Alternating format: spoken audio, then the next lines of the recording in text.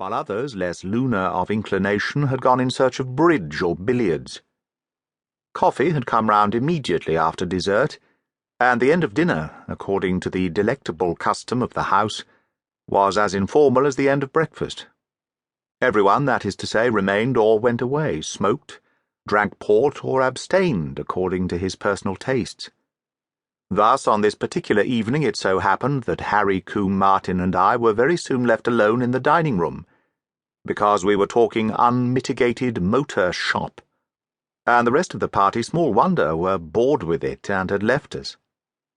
The shop was home shop, so to speak, for it was almost entirely concerned with the manifold perfections of the new six-cylinder Napier, which my host, in a moment of extravagance which he did not in the least regret, had just purchased, in which, too, he proposed to take me over to lunch at a friend's house near Hunstanton on the following day.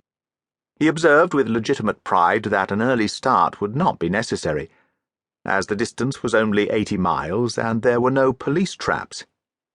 "Queer things, these big motors are," he said, relapsing into generalities as we rose to go. "Often I can scarcely believe that my new car is merely a machine. It seems to me to possess an independent life of its own.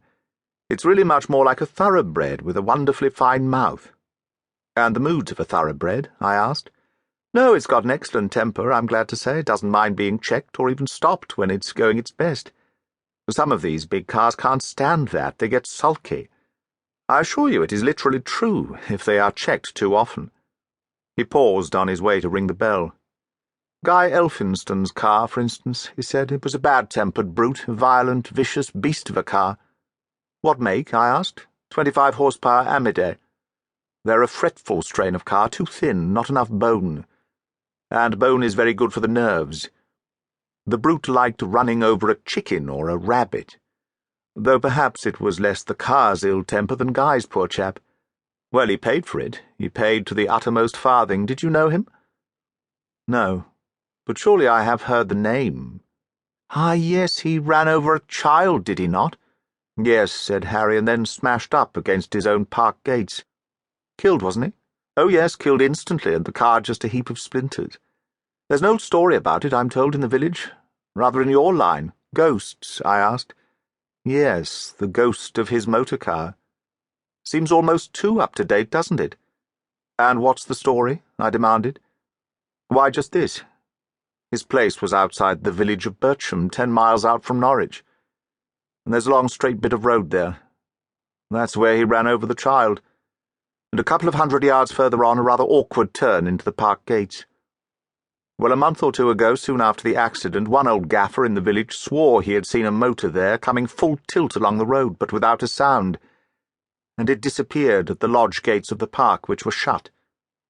Soon after, another said he had heard a motor whirl by him at the same place, followed by a hideous scream, but he saw nothing." "The scream is rather horrible," said I. "Ah, I see what you mean. I only thought of his siren. Guy had a siren on his exhaust, same as I have. He's had a dreadful, frightened sort of wail, and always made me feel creepy." "And is that all the story?" I asked. "That one old man thought he saw a noiseless motor, and another thought he heard an invisible one?" Harry flicked the ash off his cigarette into the grate. "Oh dear, no," he said. "Half a dozen of them have seen something, or heard something. It is quite a heavily authenticated yarn." "Yes, and talked over and edited in the public house," I said. "Well, not a man of them will go there after dark."